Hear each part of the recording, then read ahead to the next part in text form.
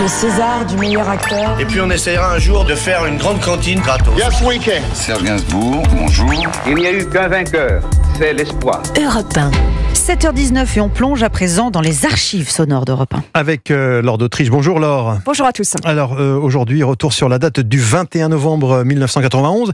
Gérard d'Aboville achève sa traversée de l'océan Pacifique à la rame. Wow. Un pari fou qu'il avait pris 134 jours plus tôt, traversé en solitaire du plus grand océan du monde par la route maritime la plus périlleuse, la route Nord.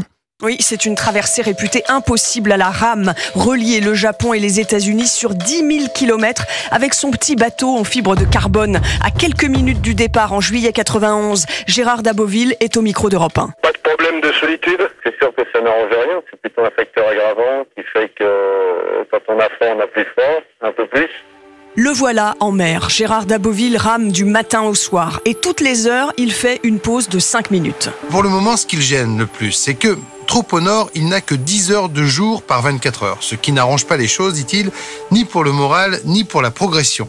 Le peu de soleil, la brume et la nuit qui l'enveloppe empêchent ses batteries de se recharger et les liaisons radio sont faibles et rares. À l'automne, la pire des saisons dans cette région du monde, il doit affronter des typhons, ces monstres qui balaient le Pacifique, avec ses 2 rames pour seule armure. Je fatigue, j'en ai un petit peu marre, quoi. J'ai trop hâte d'arriver et je ne dors plus la nuit parce que j'ai froid et parce que je suis impatient d'arriver. Puis le temps redevient étrangement calme. Le ciel prend une couleur blafarde, l'océan se creuse et pendant 72 heures, il lui faut maintenant subir des mers insensées. Son canot va chavirer 36 fois pendant la traversée et Gérard d'Aboville passe son temps enfermé dans sa minuscule cabine comme dans le tambour d'une machine à laver. Le 21 novembre, le navigateur touche enfin la terre ferme aux États-Unis et répond au micro d'Europe 1. C'est un bonheur et un vide.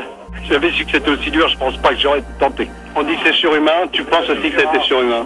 Non, je suis un humain, mais faut le faire, quoi. Mon principe, c'est être toi et tu n'auras pas besoin de demander au ciel qu'il t'aide, mais là, je pense qu'il m'a un peu aidé.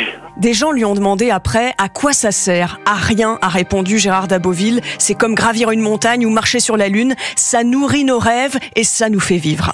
Merci Laure d'Autriche. Réalisation sonore comme tous les jours, signé Sébastien Guy.